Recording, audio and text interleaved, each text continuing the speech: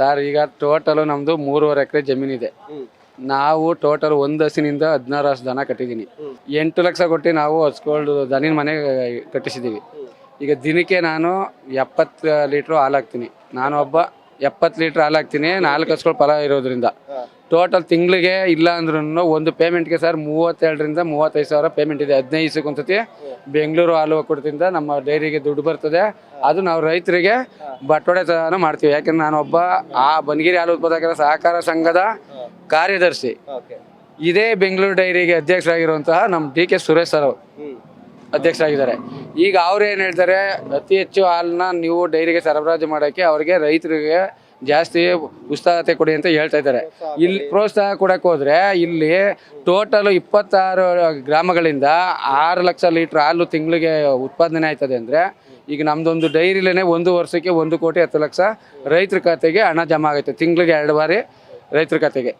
ಇವಾಗ ಕೆಲವರಿಗೆ ಹಿಂದುಳಿದ ವರ್ಗ SC ST ಏನ್ಬಾರ್ದು, ಹಿಂದುಳಿದ ವರ್ಗ ಏನಿದ್ದಾರೆ ಅವ್ರಿಗೆ ನಾವು ಟೋಟಲ್ಲು ಒಂದು 25 ರಿಂದ 30 ಗುಂಟೆ ಜಾಗ ಕೊಟ್ಟಿದ್ದೀವಿ. ನಮ್ಮದು 2 ಪಂಪ್ ಸೆಟ್ ಇದೆ. ಒಂದು ಕೆರೆ ನೀರಿಂದನೂ ನಾವು ಸರ್ ನೇಪಿಯರ್ ಹುಲ್ಲು ಹಾಕಿದ್ದೀವಿ. ಜೋಳ ಬೇಬಿಕನ್ ಜೋಳ ಬೆಳಿತೀವಿ. ತೆಂಗಿದೆ, ನಾವು ಮಾವು ಅಡಿಕೆ ಗಿಡಕೆ ಏನಿಲ್ಲ. ತೆಂಗೊಂದು ನಮ್ಮ ಹೊಲದಲ್ಲಿದೆ. ಟೋಟಲ್ ಅವರು ಹಿಂದುಳಿದ ವರ್ಗದವ್ರೇ ಒಂದು ತಿಂಗಳಿಗೆ 20 ರಿಂದ 23,000 ರೂಪಾಯಿ ಸ್ಯಾಲ್ರಿ ತಗೋತಾರೆ.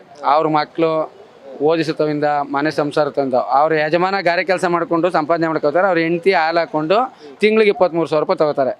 ಟೋಟಲ್ ಈಗ 6 ಲಕ್ಷ ಲೀಟ್ರು ನಾವು ಒಂದು ತಿಂಗಳಿಗೆ ಬೆಂಗಳೂರು ಡೈರಿಗೆ ಕಳಿಸ್ತೀವಿ ಅಂದರೆ ಅಷ್ಟು ರಾಸು ದನಗಳನ್ನು ನಾವು ಎಲ್ಲಿ ಹೊಡಿಬೇಕು? ತೆಂಗಿನ ಮರಗಳನ್ನ ಏನು ಮಾಡಬೇಕು? ಈಗ ಟೋಟಲ್ ಬೆಂಗಳೂರಲ್ಲಿ ಟೋಟಲ್ 1.5 ಲಕ್ಷ ಸಸಿಯನ್ನು ನೆಡಬೇಕು ಅಂತ ನಮ್ಮ 15 ಲಕ್ಷ ಏನೋ ನೆಡಬೇಕು ಅಂತ ಹೇಳ್ತಾ ಇದ್ದಾರಲ್ಲ, ಅವರು ಇವಾಗ ಸಸಿ ಅಲ್ಲಿ ನೆಡ್ತಾ ಇದ್ದಾರೆ. ಇಲ್ಲಿ ಸಸಿನ ಇಲ್ಲಿ ಇರುವಂಥ ಪರಿಸರನ ಅವರು ಹಾಳು ಮಾಡ್ತಾ ಇದ್ದಾರೆ. ನಮ್ಮ ಭೂಮಿ ನಮಗೆ ಕೊಟ್ಬಿಟ್ರೆ ಸರ್, ನಮ್ಮ ತಾತ ನಂಜಪ್ಪ, ನಮ್ಮ ತಾತರ ಅಪ್ಪ ಬಂದು ಕಳ್ಳೆಯಿಂದ ನಂಜಪ್ಪ, ನಮ್ಮ ತಾತಿಂದ ನಮ್ಮ ಅಪ್ಪ ಕಪ್ನೆಯಿಂದ ಬಂದಿದೆ. ಕಪ್ನೆಯಿಂದ ನಮಗೆ ಬಂದಿದೆ.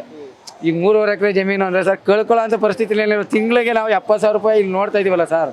ಮೇಪೇರು ಜೋಳ ಬೆಳಿತೀವಿ, ಮೇವಿಗೇನು ಕೊರತೆ ಇಲ್ಲ. ನಾವೇ ಬೇರೆಯವ್ರಿಗೆ ಜಮೀನಿಗೆ ಪಾಲುದಾರಿಕೆಯಲ್ಲಿ ಕಮ್ಮಿ ರೇಟ್ಗೆ ನಾವು ಪಾಲು ಕೊಟ್ಟಿದ್ದೀವಿ. ಅದು ನೀರು ಜಮೀನು ಈ ಥರ ಸಮೃದ್ಧಿಯಾಗಿರ್ಬೇಕಾದಾಗ ನಾವೇ ತಿಂಗಳಿಗೆ 70,000 ತಗೋತೀವಿ ಅಂದರೆ ಈಗ ವರ್ಷಕ್ಕೆ ನಾವೇ 8-9 ಲಕ್ಷ ದುಡಿಬೇಕಾದಾಗ ನಮಗೆ ಅಂತ ಸರ್ ಭೂಮಿ ಕಳ್ಕೊಳ್ಳೋಂಥ ಪರಿಸ್ಥಿತಿ.